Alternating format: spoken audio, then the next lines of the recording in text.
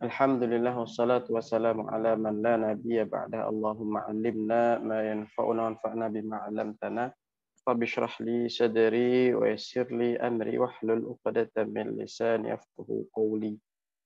Ikhwati arsyadin arsyadakumullah rahimanallahu iyyakum. Alhamdulillah pada malam hari ini kita masih bisa melanjutkan apa yang sudah kita mulai pada pertemuan yang lalu, ya, yaitu mempelajari perkara-perkara fikih yang berkaitan dengan Ramadan. Ya, itu bagian dari kita mengilmui ilmu-ilmu yang kaitannya fardu ain dengan kita. Ya. Pada pertemuan yang lalu kita sudah membahas tentang syarat sah puasa, syarat wajib puasa, rukun puasa, dan pembatal puasa. Pada kali ini kita langsung saja membahas tentang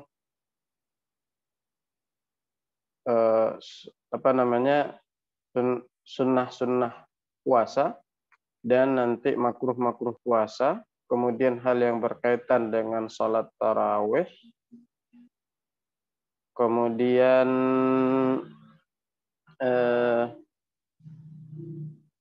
hal yang berkaitan dengan zakat fitrah, ya, zakat fitrah. Ya. Ikhwati rahimakumullah rahimanallahu iyyakum. Hal-hal yang sunnah dilakukan ketika puasa itu amat sangat banyak sekali. Ya, cuman ada beberapa hal yang perlu kita sebutkan di sini agar hal-hal ini adalah hal-hal yang mungkin sering terjadi, ya, yang menjadi perhatian para ulama, sering disebutkan dalam ya kitab-kitab yang sifatnya dasar. Ya, di antara sunnah-sunnah puasa yang pertama adalah menyegerakan berbuka. Kemudian yang kedua adalah mengakhirkan sahur. Yang ketiga adalah berbuka dengan kurma. Kemudian yang keempat adalah memperbanyak baca Al-Quran. Kemudian yang kelima adalah memperbanyak sedekah. Kemudian yang keenam adalah membatasi diri dari hal-hal yang mubah. Ya. Khawatir syadina syadakumullah rahimanallahu yakum. Terkait dengan hal yang menyegerakan berbuka. Ya. Yaitu kapan kita disunahkan menyegerakan berbuka? Yang pertama adalah ketika kita sudah yakin bahwa matahari telah tenggelam. Kemarin sudah kita singgung bahwa puasa orang yang ragu apa matahari sudah tenggelam atau belum, maka tidak boleh baginya untuk makan, untuk berbuka, dikarenakan karena hukum asalnya masih siang hari, sedangkan malam atau tenggelamnya matahari itu masih ragu. Ya, karena dia masih ragu, maka tidak diperbolehkan baginya untuk berbuka. Kalau dia berbuka dan ternyata ya, memang betul azan atau matahari belum tenggelam, maka dia batal, puasanya dianggap tidak sah, maka dia wajib mengqadha. Begitu pula, nah ini kadang sering terjadi, ya, misalnya di momen-momen buka bersama misalnya. Sering terjadi Sering terjadi orang, ini udah buka belum? Udah buka belum? Oh, ada yang kata, oh ini udah. Ya, dimakan, diminum misalnya, es tehnya atau es buahnya. Ketika diminum, ternyata setelah dia minum baru dia dengar azan. Baru masuk. Kalau dalam kondisi seperti ini, ya, maka Maka puasanya batal. Dia wajib mengqadha nanti. Ya. Karena apa? Karena dugaan kuat dia bahwa sudah masuk, ternyata belum. Ya. Meskipun tadi ya, waktu berbuka itu tidak ditandai dengan azan maghrib. Itu hanya salah satu tanda. Ya, azan maghrib itu ditandai dengan waktu berbuka itu ditandai dengan tenggelamnya matahari. Ya. Azan maghrib, ya bisa saja muazzinnya telat gitu kan, karena dia mau berbuka juga terlebih dahulu. Maka ini, khawatir arsyadin sudakumullah rahimanallahu, menyegerakan berbuka itu menjadi sunnah apabila sudah yakin bahwa waktu berbuka telah masuk, bahwa matahari sudah tenggelam. Sebelum itu, kalau masih ragu-ragu, tidak disunahkan. Ya. Nah, di antaranya apa namanya? Hadis Nabi Muhammad SAW yang mengatakan mayazalu hadhil ummat bi khairin ma'ajjalul fitr. Nabi mengatakan umat ini akan senantiasa atau masih berada di dalam kebaikan selama mereka menyegerakan berbuka puasa, yaitu menyegerakan setelah memastikan tenggelamnya matahari. Kemudian terkait dengan berbuka juga disunnahkan untuk berdoa setelah berbuka. Ya, jadi doa yang biasa kita baca itu disunnahkan dibaca setelah berbuka. Ya. Allahumma lakasumtu. Ya. Atau kemudian kita menggunakan redaksi doa yang zahabat dhama wa tallatil uruq wa thabatal ajr insyaallah, itu juga bisa. Ya. Maka ini ikhwati arsyadin rasyadakumullah rahimanallahu wa yakum, ya. Kesunahan ini ya, itu apabila seseorang telah berbuka, telah memakan sebutir korma atau meminum segelas air, ya, dan lainnya. Ya. Kemudian, ya ikhwati arsyadin rasyadakumullah rahimanallahu wa yakum, terkait dengan berbuka juga, yaitu apa? Yaitu di antara sunnah lainnya yang biasa dilakukan oleh apa namanya di bulan Ramadan itu iftarus shaim, ya. Iftarus shaim. Memberi makan orang yang berbuka. Ya. Ini merupakan sunnah juga. Ya. Memberi makan orang yang berbuka. Ya, orang yang berbuka itu sebagaimana dalam sebuah hadis itu disebutkan dia mendapatkan pahala dari orang yang dia beri makan untuk berbuka. Tanpa pahala orang yang berbuka, orang yang berpuasa itu tanpa dikurangi. Ini ikhwati arsyadin rasyadakumullah yakum di antara kesunahan yang terkait dengan berbuka. Ya. Masih terkait dengan berbuka, ya, jadi tadi juga sudah kita singgung, yaitu apa? Yaitu disunahkan berbuka dengan kurma. Ya. Disunahkan dengan kurma. Dalam mazhab Syafi'i itu para ulama mengurutkan. Yang afdolnya itu dengan apa? Dengan rutab. Ya. Rutab. Ya, rutab itu kurma yang apa ya? Bukan kurma muda, ya. Tapi kurma yang dari muda mau ke kering itu ada kandungan airnya, itu rutab. Nah, itu yang paling afdal. Nah, di Indonesia agak jarang memang. Kemudian ya buser. Buser itu apa? Buser itu kurma muda. Nih, kurma muda yang apa namanya? Ya kadang masih berwarna kuning, ya. Ya. Kemudian apa? Kemudian kurma atau tamar, kurma kering. Nah, itu yang sering tuh. Entah itu kurma sukari, kurma apa? Kurma kurma apalagi kurma sukari, kurma ajwa dan lain-lain, ya. Kalau tidak ada kurma, ya tadi dengan urutan-urutannya, itu apa? Yaitu disunahkan dengan air zam-zam. Karena air zam-zam adalah air yang paling mulia. Ya, air zam-zam. Kemudian setelah air zam-zam apa? Baru dengan air putih. Itu urutannya. Oke, kalau tidak ada kurma, tidak ada air zam-zam, ya, tidak ada juga air putih misalnya, maka apa? Disunahkan berbuka dengan yang manis tapi alami, ya, manis tapi alami. Seperti apa? Ya seperti madu, kismis misalnya, atau rambutan mungkin, atau kelengkeng, ya, jeruk tapi jeruk yang manis ya, bukan jeruk nipis atau jeruk purut misalnya, ya. Nah, jadi sesuatu yang manis tapi alami, ya. Kemudian kalau tidak ada, baru dengan sesuatu yang manis dan dimasak, ya. Itu baru tuh kolak, ya, kolak pisang, terus apa es pisang hijau, apalagi ya itu kolak atau apa es buah atau jus buah dan lain seterusnya. Nah, jadi itu, ya. Arsyadin itu urutan keafdalan ya, makanan yang digunakan untuk berbuka. Kemudian ya, di antara sunnah berikutnya itu mengakhirkan sahur ya, mengakhirkan sahur. Terkait dengan sahur ada beberapa hal yang perlu kita kita pahami ya. Yang pertama adalah ya, karena puasa kita itu bukan kuat-kuatan ya, bukan kuat-kuatan menahan lapar atau haus ya. Kita apa? Ya, kita ada disunahkan sahur. Ya. Dan ya, jangan disunahkan sahur dan mengakhirkan sahur. Ini dua sunnah ya. Jadi sunnah sahur dan sunnah mengakhirkan sahur. Oke. Terkait dengan sunnah sahur itu sendiri, dalam sebuah sabdanya Nabi Muhammad SAW mengatakan, tasahharu fa inna fis sahuri barakah. Ya.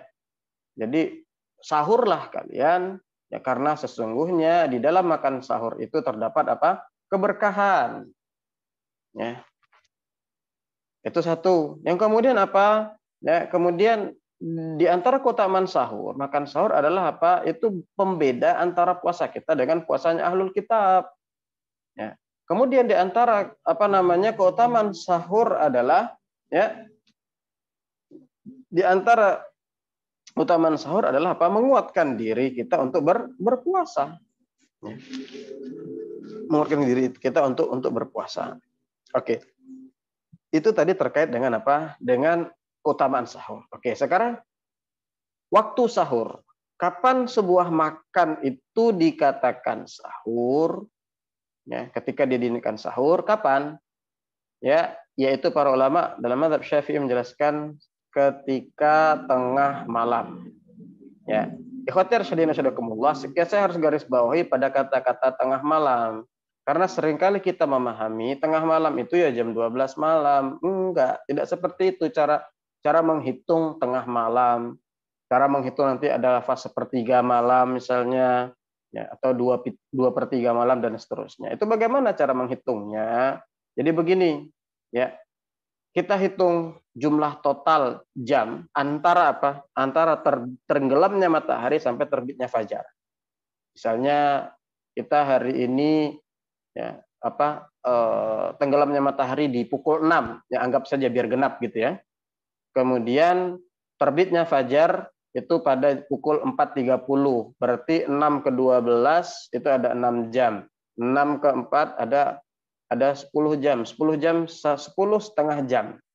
Nah, berarti jumlah malam kita berapa? 10,5 jam. Kita bagi 2.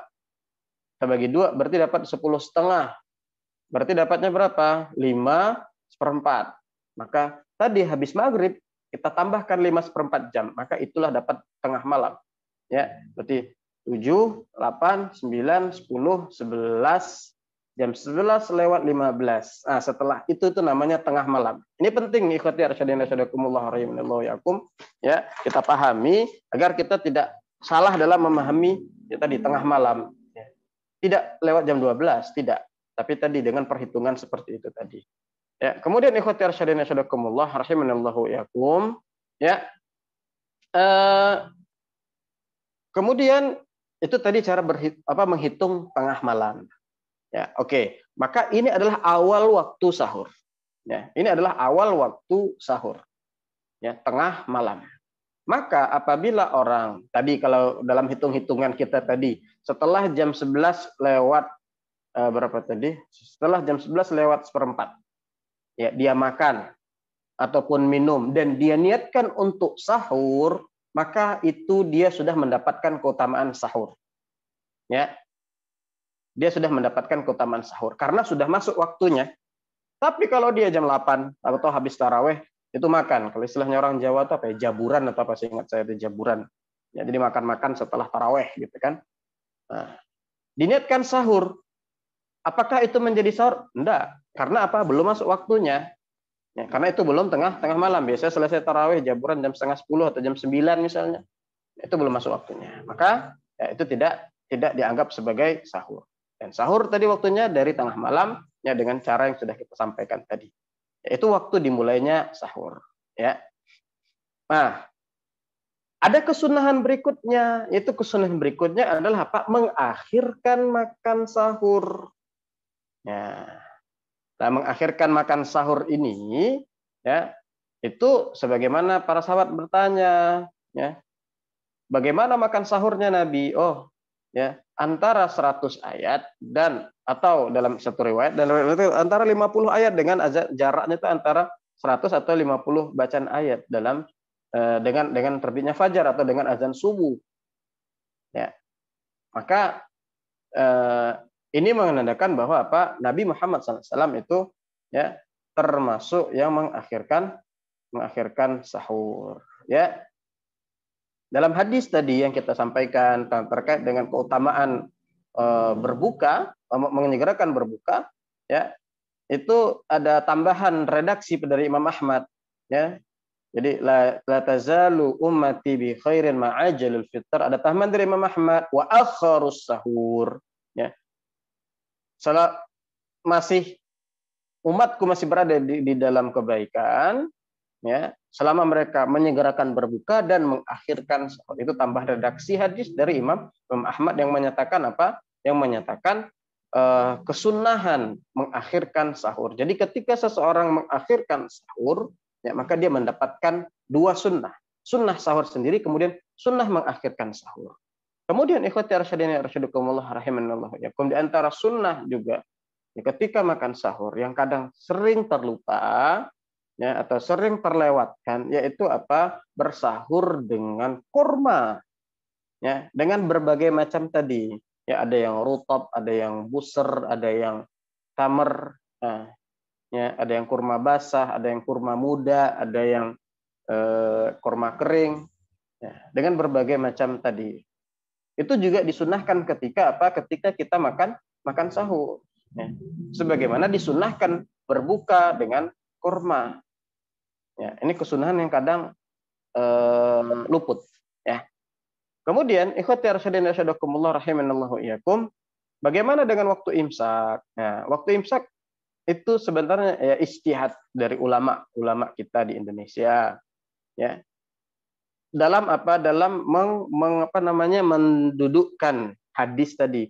Berapa lama jarak antara sahur Nabi dan azan subuh tadi, jarak 100 bacaan ayat. Nah, di sini oleh para ulama coba dihitung-hitung kurang lebih apa? Dapatlah ya di 10 menit, kurang lebih seperti itu. Ya, jadi landasan adanya waktu imsak ya, yaitu ya hadis tersebut. Ya. Ikhwati arsyadina asyadakumullah rahimanallahu iyakum. Ya. Apa namanya? Terkait dengan waktu imsak tadi, nah, pertanyaan yang berikutnya sering muncul, apakah ya, ketika sudah masuk waktu imsak masih boleh untuk makan sahur? Ya, jawabannya tadi bisa kita dapati dari definisi puasa sebelum itu. Ya, terbitnya fajar, waktunya berarti masih boleh, masih. Tapi itu sudah masuk, kalau istilahnya lampu merah itu sudah apa? Lampu kuning. Ya, kan tadi kalau sebelum imsak itu masih lampu hijau, tapi kalau sudah imsak itu lampu kuning. Ya, kita udah mulai hati-hati itu. Ya.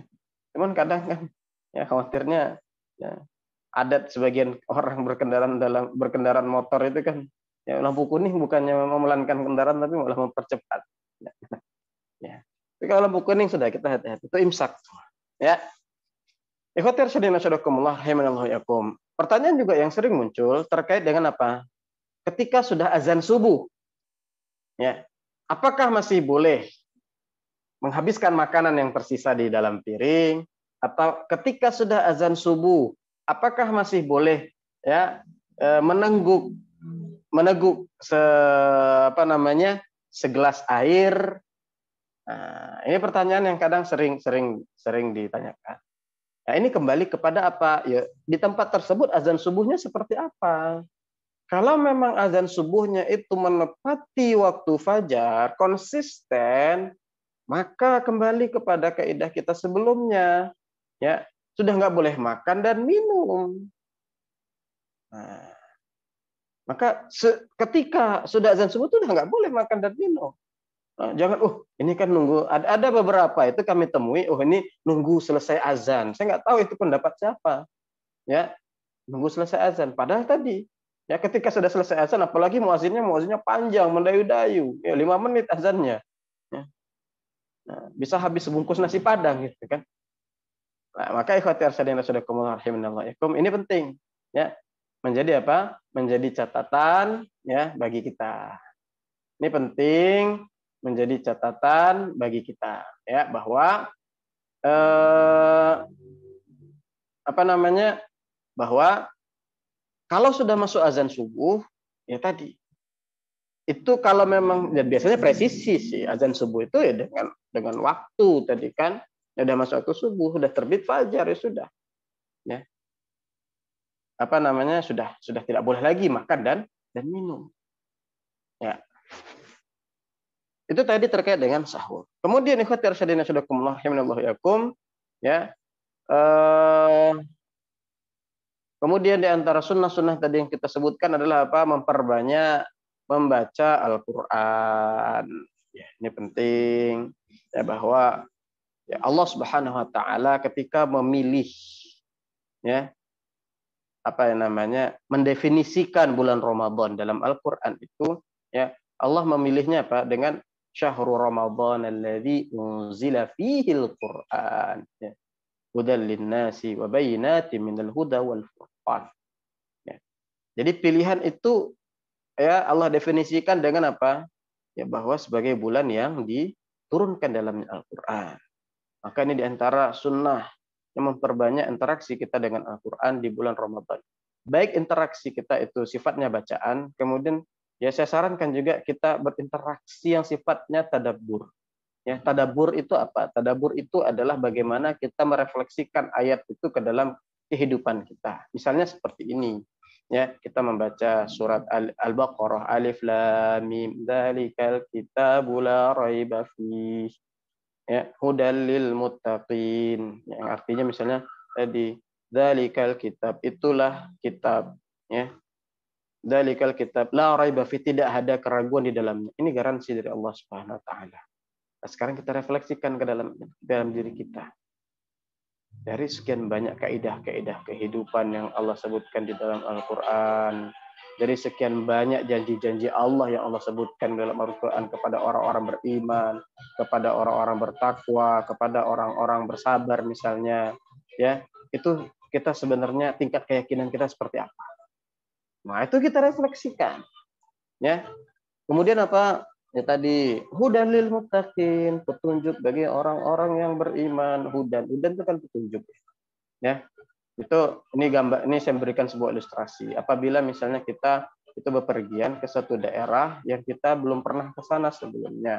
Dalam konteks hari ini apa yang kita lakukan? Ya kita kita menggunakan Google Maps misalnya. Kita jalan dengan Google Maps. Ya, ketika kita tahu bahwa Google Maps itu adalah petunjuk di jalan kita, apa yang sering kita lakukan dalam perjalanan? Kalau kita apa namanya di motornya itu ada kayak semacam pegangan HP gitu ya, kita. Tapi kalau enggak, apa yang kita lakukan? Ya sudah kita ya masukkan terus habis itu sedikit-sedikit buka, khawatir nyasar. Ya, ini ketika kita mengatakan hudalil muttaqin, ya petunjuk bagi orang-orang beriman. Ya.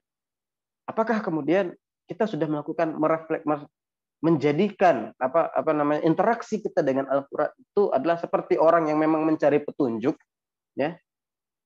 Atau ya hanya kita jadikannya sebuah klaim, petunjuk hidup kita, tapi petunjuknya nggak pernah dibuka, nggak pernah mencoba dipahami dan lain sebagainya. Nah, ini diantara contoh bagaimana tadabbur ya, terhadap Al-Quran. Imam Ibnu Mas'ud, sahabat Ibnu Mas'ud itu mengatakan apa? Ketika seseorang baca Al-Quran, jangan sampai ya wala yakun hamuhu akhir ayatin qara'aha, inda akhir ayatin qara'aha. Jangan sampai apa? Ya, obsesi kita ketika kita membaca Al-Quran itu surat terakhir atau juz terakhir yang kita baca. Ya. Obsesinya jangan seperti itu. Ya. Obsesinya apa? Madza athara hadzal Qur'anu fina. Apa efek yang ditimbulkan Al-Quran ini kepada kita? Ya. Apa bekas dari dari interaksi kita dengan Al-Qur'an.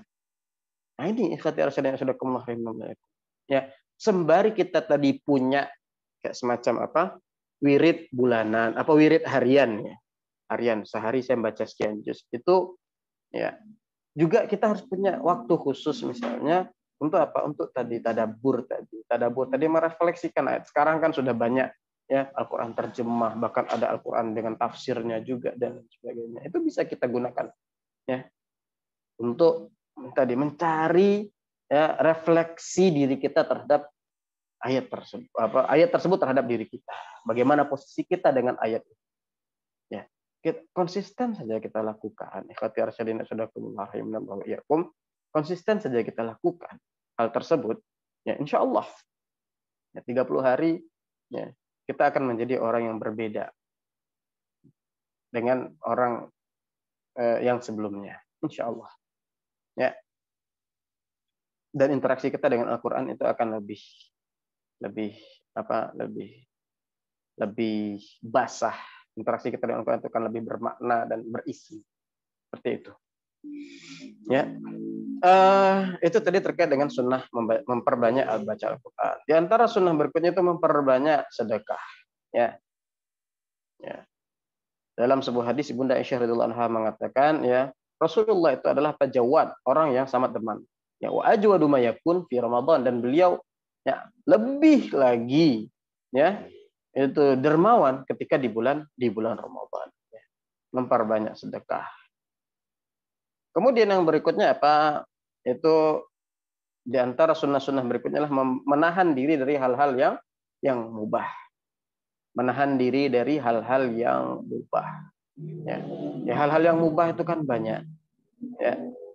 Maka kita tahan diri kita ya, dari hal-hal yang mubah. Ya. Tidur ya mubah misalnya gitu kan.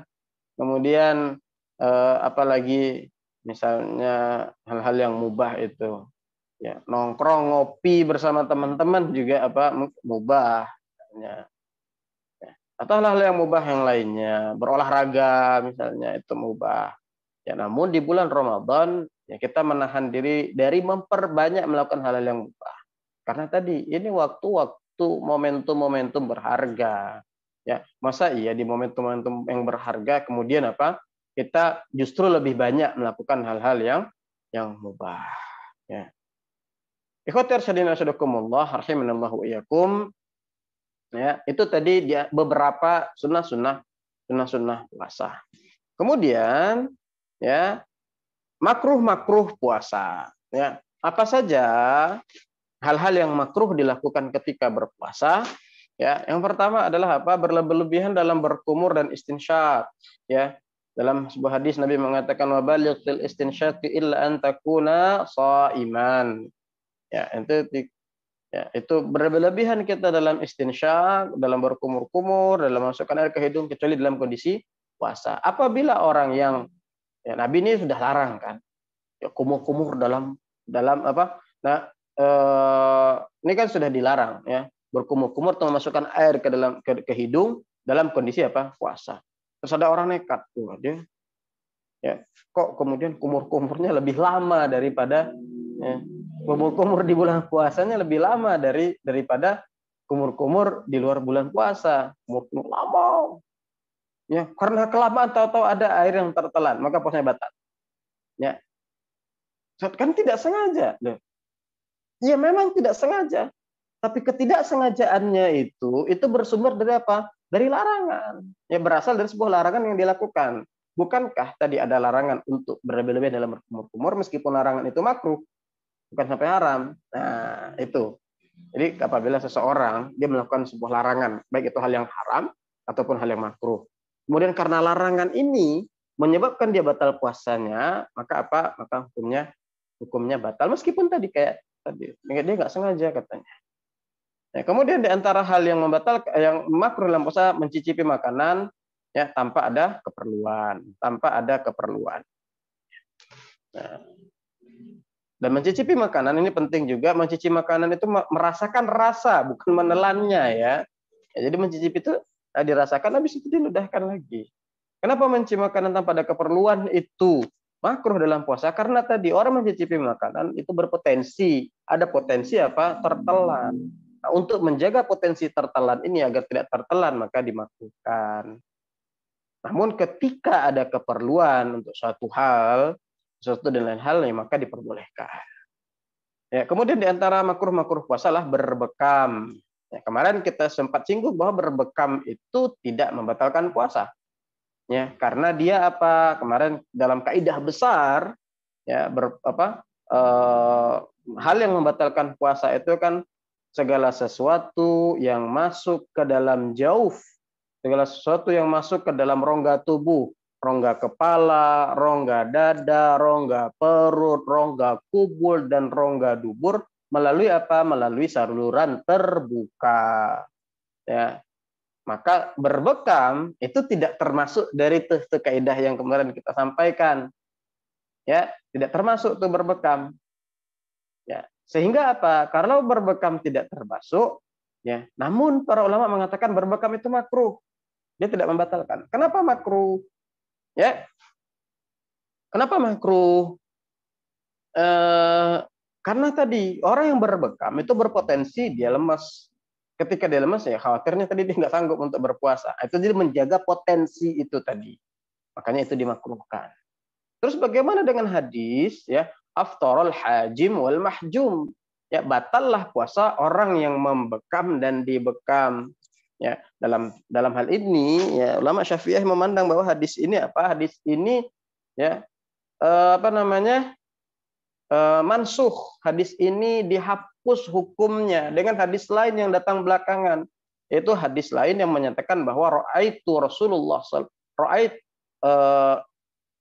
ra'aitu Rasulullah sallallahu alaihi wasallam wa huwa shaim. Saya melihat Rasulullah sallallahu ra'aitu Rasulullah sallallahu ihtajama wa huwa shaim. Saya melihat Rasulullah sallallahu itu berbekam sedangkan beliau dalam kondisi berpuasa. Nah, jadi hadis yang tadi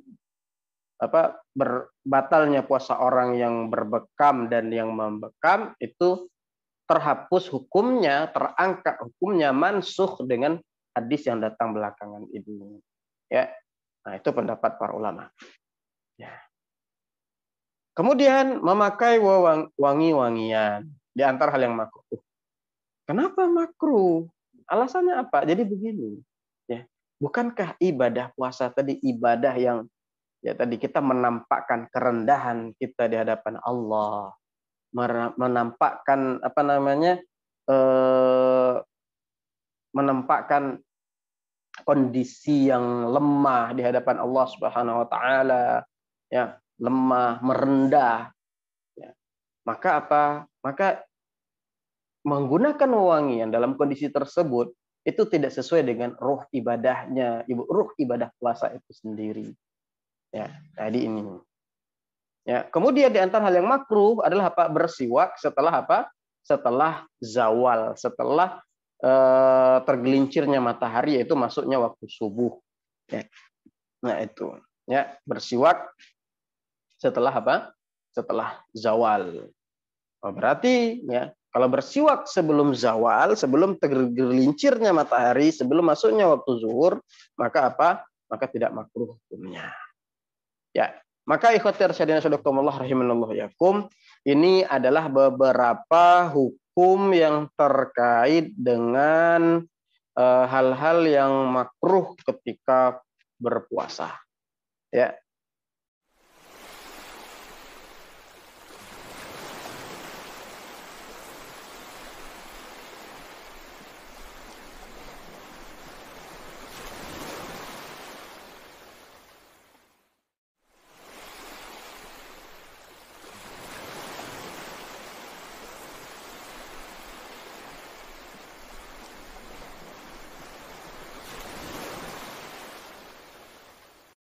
Kemudian kita masuk kepada pembahasan berikutnya.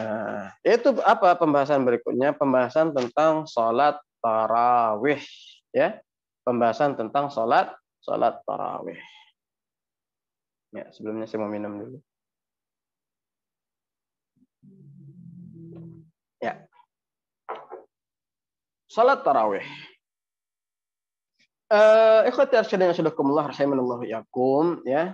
Salat tarawih itu adalah apa? Adalah salat qiyam yang dilakukan pada bulan Ramadan. Ya, salat tarawih ada hukum-hukum nanti yang berbeda dengan ya salat qiyamul lail. Ya, maksudnya di luar di bulan Ramadan. Di antara hukum yang berbeda adalah apa? Bahwa ya kalau salat tarawih itu disunahkan dilakukan secara berjamaah. Jadi kan kalau kita kembali kepada kaidah dari sholat sunnah itu ada sholat sunnah yang disunnahkan dilakukan apa ketika dilakukan secara berjamaah. Ya, seperti apa ya tadi sholat tarawih, sholat Id, ya Idul Fitri, Idul Adha, sholat gerhana, sholat istisqa. Ya, ini adalah apa? Ini adalah ya sholat sunnah yang dilakukan secara berjamaah. Ada juga sholat sunnah yang ya, tidak disunahkan dilakukan secara berjamaah, meskipun boleh, ya, tapi tidak disunahkan. Seperti misalnya apa, sholat rawatib, ya, kemudian termasuk qiyam, sholat tahajud di luar bulan Ramadan, ya, itu tidak disunahkan secara berjamaah. Oke, ya, ikhwati rasulullah sudah kumulah. Jadi ini sholat tarawih ini adalah apa? Jadi sholat khusus pada bulan Ramadan. Ya. Adapun penamaannya tarawih, ya, yaitu dahulu para sahabat, ya, ataupun Nabi juga itu melakukan setiap 4 rakaat itu melakukan istirahat, ya, melakukan istirahat karena memang sholatnya yang panjang dan lama, ya, maka mereka melakukan istirahat. Ya, maka istirahat itulah yang dinamakan apa? Tarwih.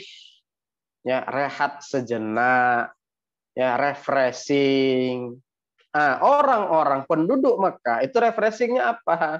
Ya, jadi kalau mereka selesai 4 rakaat, ya, dengan sholat yang amat sangat panjang, refreshingnya apa? Mereka tawaf 7 kali. Ya, nah ini. Ya, jadi tarwihnya mereka itu ya tawaf. Nah, gitu. Ya, ini asal-usul penamaannya. Kemudian waktunya bagaimana? Salat tarawih itu masuknya apa? Setelah mengerjakan salat isya.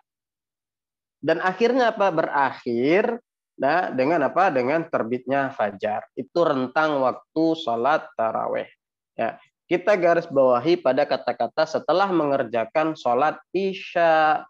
Jadi kalau ada kita datang ke masjid, ya, kemudian telat, orang udah selesai salat isya, kemudian bangkit salat tarawih, ya jangan ikut sholat tarawih dulu. Karena bagi orang yang berjamaah di masjid, bagi mereka tarawih. Kenapa? Mereka telah selesai mengerjakan sholat isya.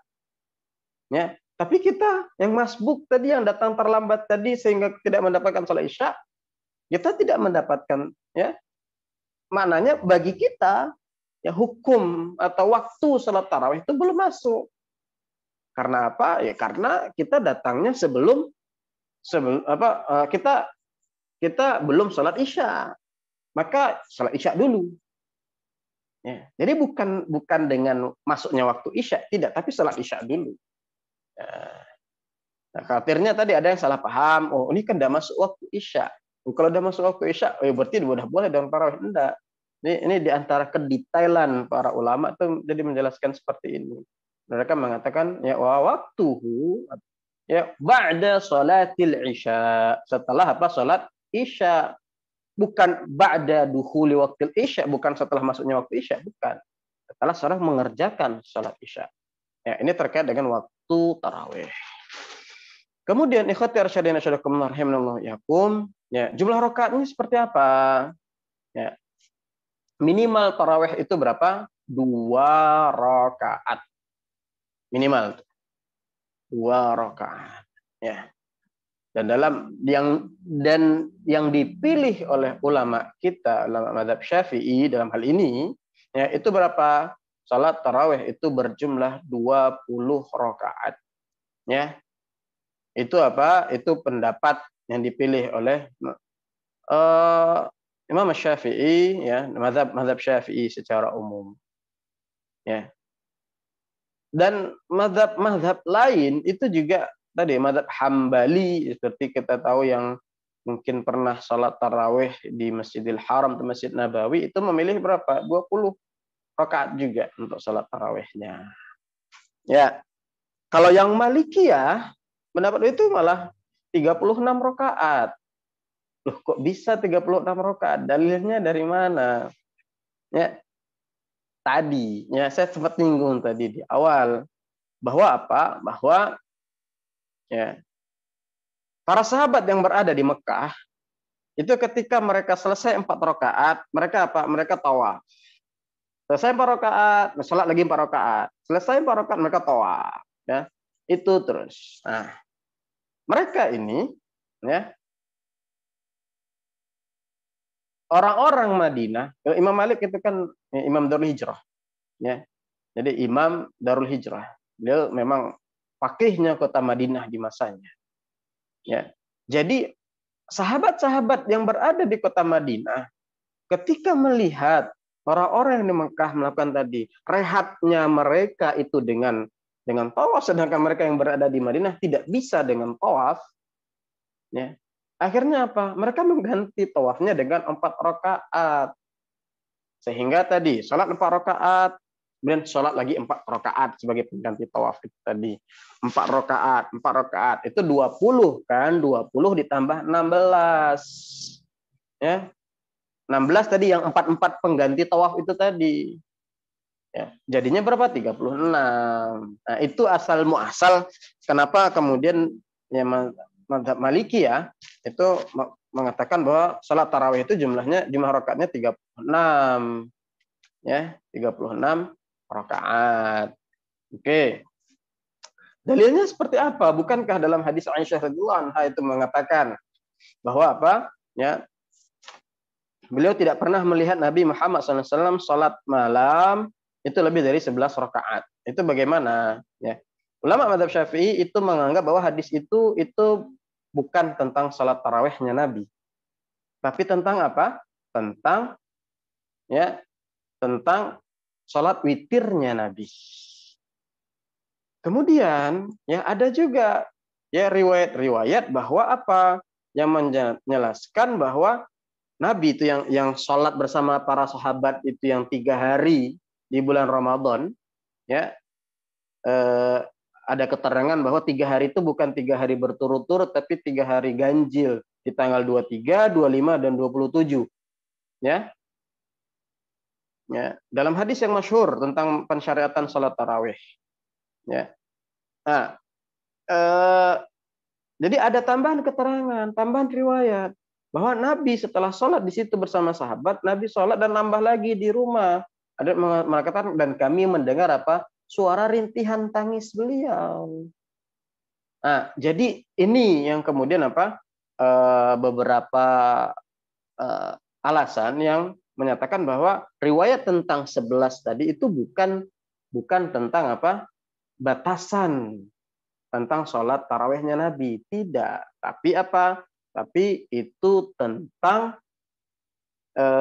sholat witir itu tadi. Para ulama mazhab Syafi'i itu memasukkan itu ke dalam jumlah rakaat sholat witirnya Nabi Muhammad SAW. Bukan tentang jumlah rakaat sholat malamnya, karena ya sholat malam ya secara umum para ulama memahami bahwa apa tidak ada batasan jumlah. Ya, hal ini didasarkan kepada hadis Nabi salatul laili masna masna. Salat malam itu 2 rakaat, 2 rakaat. Fa idza khasyiya ahadukum subha falyutir bi wahidah. Kalau sudah takut masuk waktu subuh maka apa? Salat witir dengan 1 rakaat. Nah, masna masna, Nabi enggak membatasi, ya 2. Nah, jadi itu. Ya, kemudian dari mana munculnya dalil 20 rakaat? Ya. Ya, ketika Umar bin Khattab radhiyallahu anhu ya, di masa Umar ketika beliau melihat bagaimana para sahabat itu mojok salat, ya, beliau kumpulkan dengan satu imam. Ya, imam yang beliau tunjuk waktu itu berapa?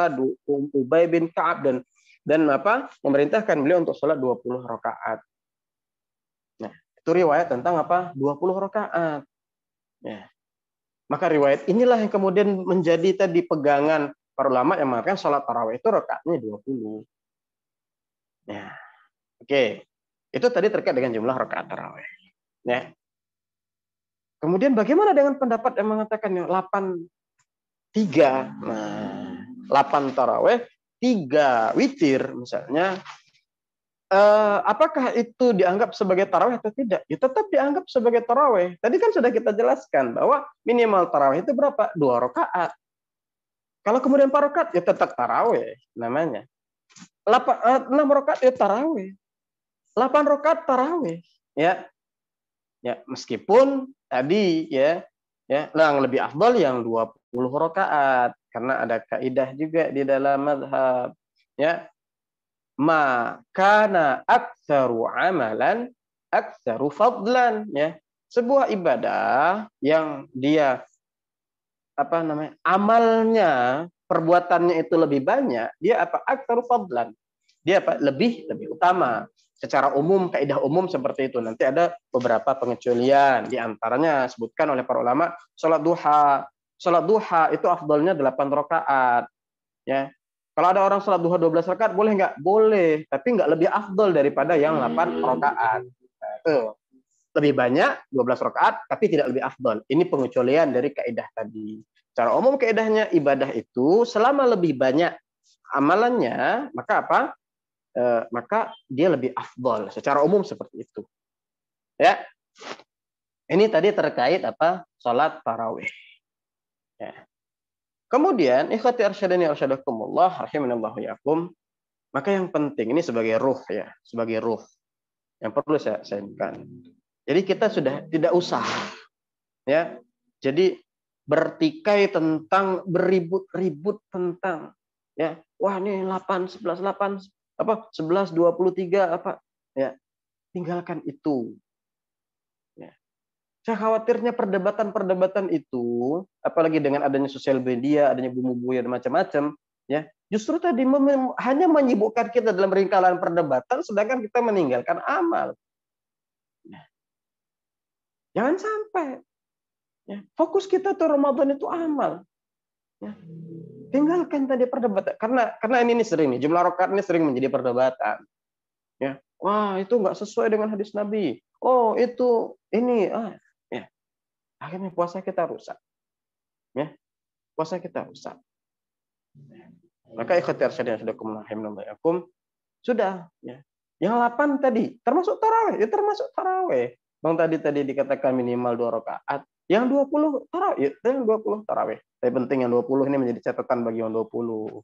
Ya jangan sampai yang salat tarawih 20 itu juga lebih cepat selesai daripada daripada yang 8. Ini juga penting menjadi perhatian. Karena tadi, kenapa disyariatkannya salat tarawih? Ya, para ulama itu bahkan Al-Baijuri dalam Hasyiyah, beliau mengatakan, ya, bahkan di antara disunahkan dengan tarawih itu mengkhatamkan Al-Qur'an selama 30 hari. Jadi satu malam tarawih itu 30 juz. Satu malam itu 1 juz. Ya, itu dijelaskan oleh Imam Al-Baijuri di dalam Hasyiyah beliau terhadap Fathul Qarib. Ya. Nah, jadi ini penting.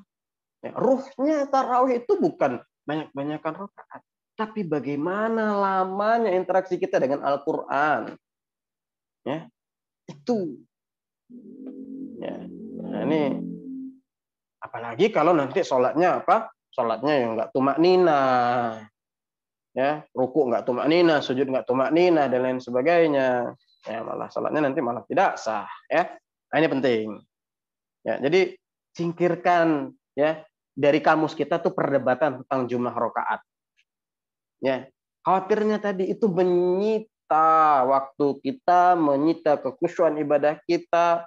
Ya, khawatirnya apa? Kita hanya sibuk berdebat, ya, amalnya kita lupakan atau terlalaikan karena asik-asik berdebat itu tadi. Nah, itu. Kemudian ikhwatir syadina syadakumul rahimanallahu yakum, ya.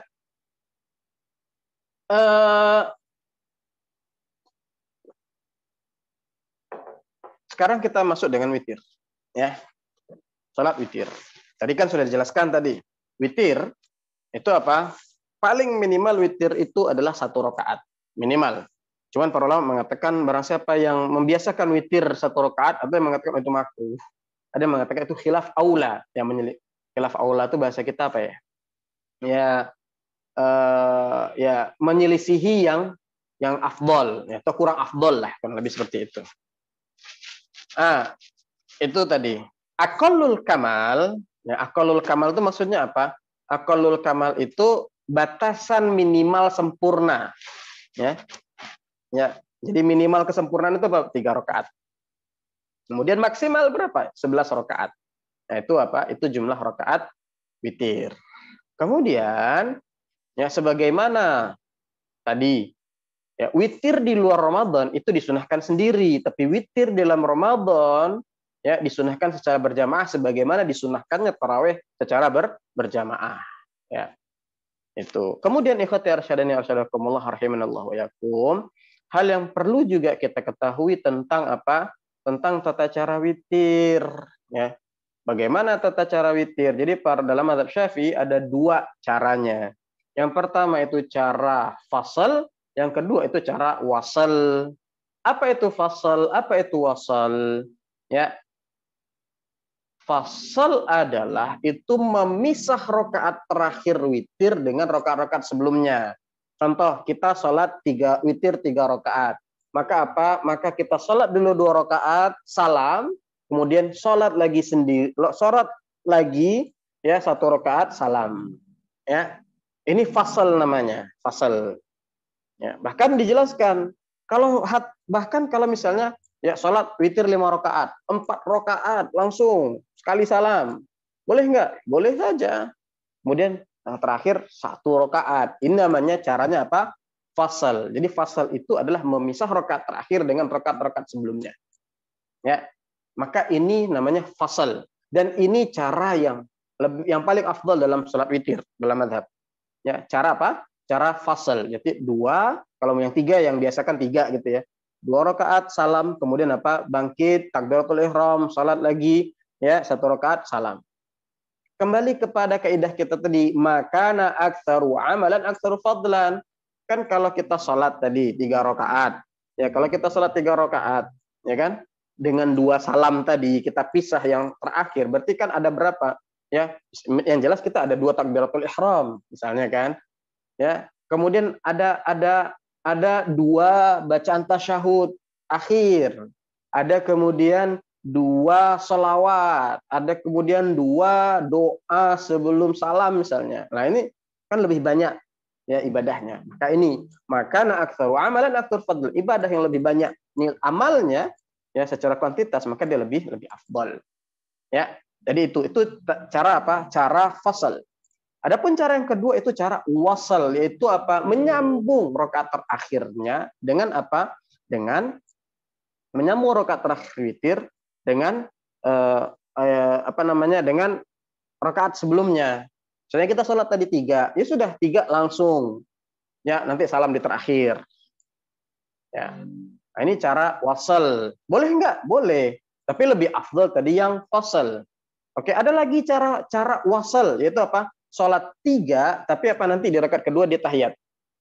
Di rakaat kedua apa? Dia tahiyat, terus kemudian dia bangkit seperti orang sholat maghrib.